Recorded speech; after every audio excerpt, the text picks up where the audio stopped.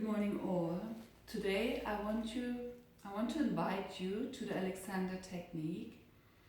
I've attended a mini workshop of the Alexander Technique in Cape Town when I went to the International Pilates Conference this year.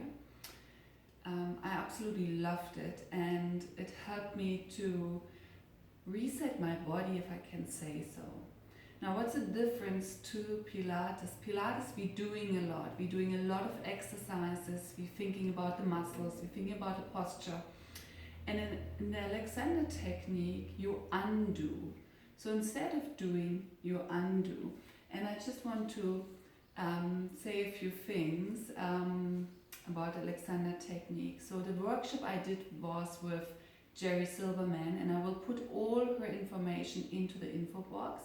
So you can read more, and you can actually send her an email. Each week she sends out a guided meditation, or she invites you to attend her Zoom session, which is really, really lovely. So please, if you like the Alexander Technique, then join her. Now, the Alexander Technique resets the nervous system. It rehydrates the spinal fluid. It develops a body-mind awareness, and it soothes physical aches and pains. Now you see me having my mat here. It's very important that you do the Alexander Technique in a very quiet environment, no disturbances around. And have a book ready where you can rest your head, not too high and not too low. So you need to be able to have your neck relaxed and not the jaw jammed to the breastbone. So a wonderful posture. And in the internet, I also found that the Alexander Technique is a way of getting rid of harmful tension in your body. It is a way of learning to move mindfully through life. It improves ease and freedom of movement, balance, support, and coordination. It emphasizes how to change one's thinking in order to redirect posture and movement patterns. Now I want to invite you to roll out your mat, and let's try the Alexander Technique. Jeri allowed me to use her voice, and I will be the model on the mat. I hope you enjoy it.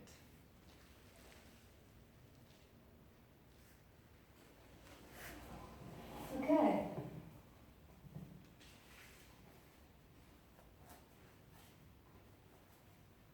So as you're lying here,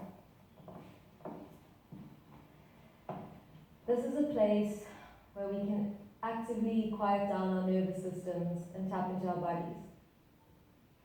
If you can, please keep your eyes open. This is a practice for how we operate in our daily lives. So keep your eyes open and see if you can lower them about 45 degrees to where the ceiling meets the top of the wall. And allow your vision to come towards you so that you're not straining out with your eyes.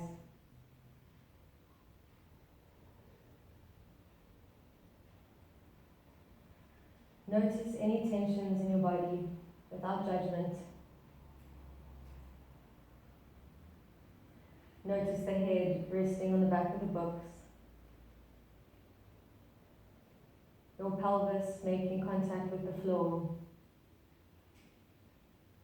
The soles of your feet opening into the ground. Your elbows heavy, softening into the floor.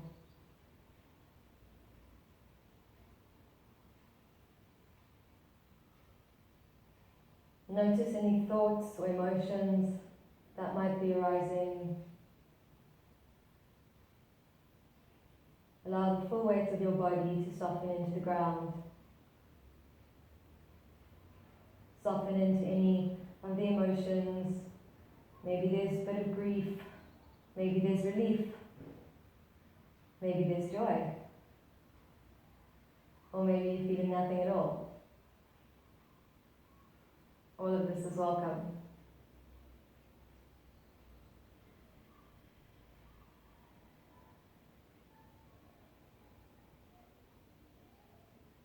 as you're lying here, let's come back to the imaging of the vertebrae being stacked one on top of each other. So feel your tailbone. You don't have to do anything, but notice your tailbone making contact with the ground. Notice if you're squeezing in your butt, and if you can do a bit less. Now feel your spine making contact with the ground. So now you'll be feeling where the spine makes contact, you'll be feeling the knobbly spinous processes making contact with the ground, all the way up from the tailbone, up your spine. Now let's start again at the tailbone. And let's do this process that we did sitting. We can now do it lying down. And sense how we can create space and length without doing anything, but purely from using our minds and starting at the tailbone and going inwards to the core, towards the spinal cord, and then a little bit deeper in to your lumbar vertebra at the bottom. And feel that weight. But in this position, your vertebra can really get a break from weight bearing. And it's an opportunity for the space between the vertebra to lengthen, to have relief, and to restock their fluid that helps us move our spine with ease. So from the lumbar spine, trace in your mind's eye, up through the lumbar region, and then into the thoracic spine. That's probably, you can feel a bit better pushing back into the ground. And feel vertebra upon vertebra, stacking one on top of the other, coming up through the front of your spine. You can also create length in the front of the spine. And allow your attention to travel up through your neck, noticing if you're clenching in the back neck muscles, and up through the neck to where the cervical spine inserts into your skull, and keep that length going up through the head, up behind your nose, between your two ears, behind the top of your eyes, and keep sending it all the way out through the crown of the head.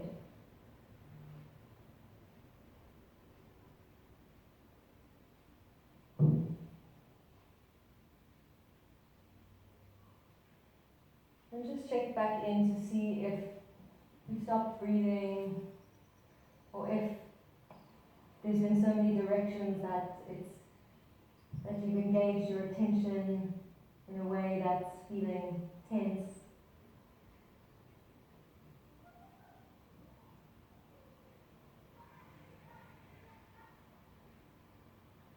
And let's come back to that idea of posture that we spoke about in the beginning. And notice how our physical posture informs our mental posture.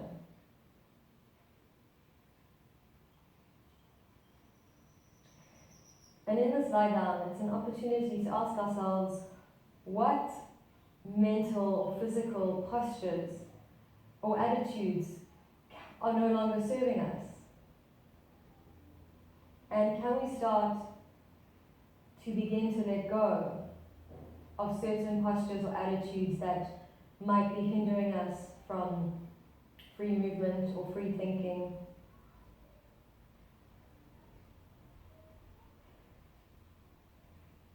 Or rather, just to notice these attitudes that we carry, even if we can't let them go right now. The important part is to notice and allow ourselves to have the experience.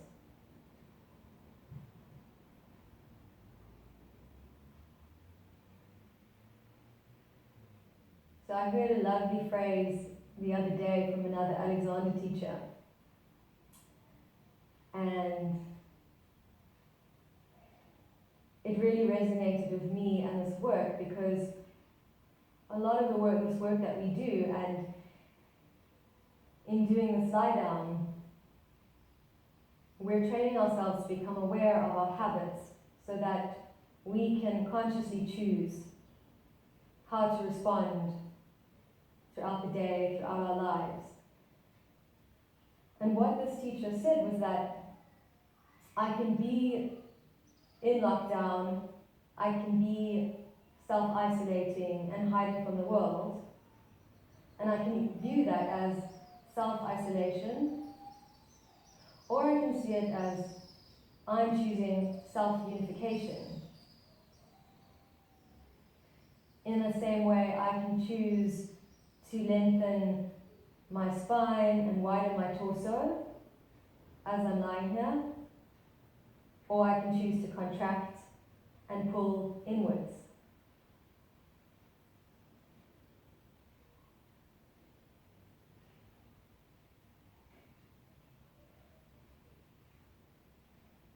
And as you go about the rest of your day, see if you can take this lie down with you. It's not about right or wrong or reprimanding yourself, rather noticing 1 or 2 moments in the day where maybe there's a little bit of excessive tension coming into your body, and you can notice it, and you can simply ask to do less.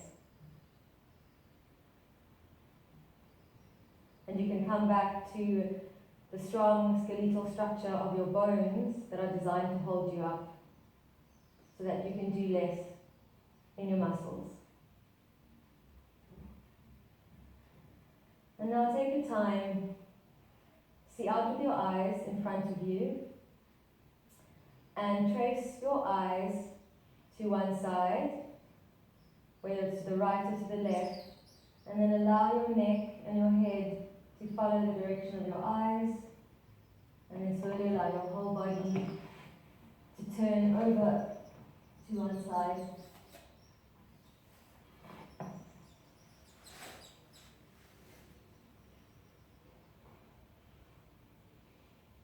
And just taking a moment, allow your body to quiet down in this position, feeling your side body meeting the earth.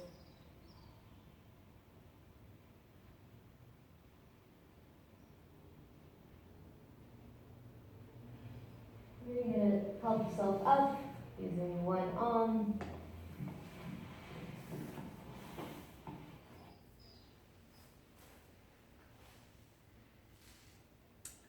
Good. I hope you enjoyed it and could hear her guided Alexander Technique. And I hope I see you soon in one of my videos. Don't forget, on my website there are more videos. If you're interested, then just send me an email. I will also put the infos into the info box, and then I can give you more details about it. Have a beautiful day, and